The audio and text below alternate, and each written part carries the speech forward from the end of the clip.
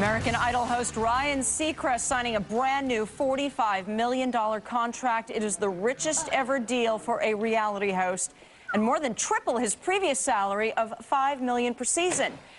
If Seacrest is the luckiest TV host ever, would that make Brian Dunkelman the dumbest guy in television? Do you remember Dunkelman? He was Idol's season 1 co-host until he decided, in a very David Caruso-like career move, to ditch the show in order to pursue a career in stand-up comedy and acting. Doppelman. Good luck with that. And we haven't heard from him since. Maybe to pay for Seacrest's salary, his boss, Rupert Murdoch, just listed his Long Island mansion for $12.8 million with Dolly Lenz. She has a listing with Prudential Douglas Elliman. That's out on Long Island. I think Brad and Angelina are spending the summer there, I understand. They're renting it.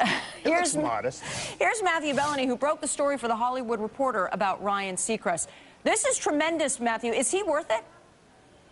Well, it's all relative in this situation because, I mean, you know, the 45 million number might be eye-popping, but if you look at the amount of money that American Idol generates, it is a global brand. I mean, this is something that has turned off hundreds of millions of dollars in profits for Fox, for the producers of the show, for everyone involved with Idol. So it's really not that amazing when you consider the context. So you don't think that it raises the bar for other reality TV show hosts or anyone in that particular area of the television and media business because Idol is such a spectacular success, it stands alone?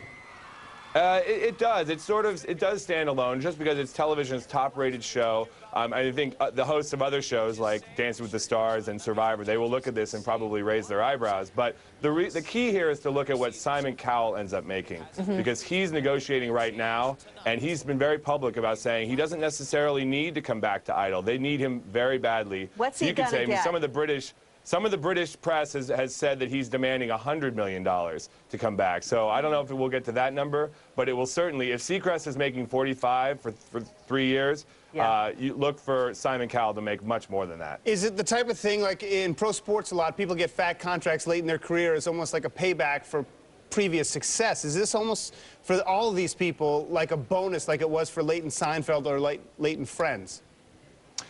You could see it that way. Obviously, television shows become much more expensive as they are successful and go on because you have to keep the people who are on the show and who the audience expects. But what's interesting about Seacrest's deal is it provides exclusivity for him to be on a show that's produced by these producers, whether it's Idol or whether it's something else. So they have him for 3 years. Even if American Idol tanks and nobody watches it next year, they've got him for 2 more seasons to put him on something else if they want it. Got it. Matthew, good to see you. Matthew Bellany.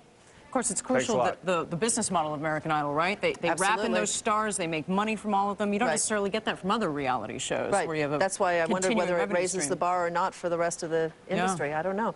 $12 million for that home on Long Island with a view? Seems a little cheap for that neck of the woods. Well, not that prices have come down. I know they have. Not that that's cheap, but I mean for that area. Yes.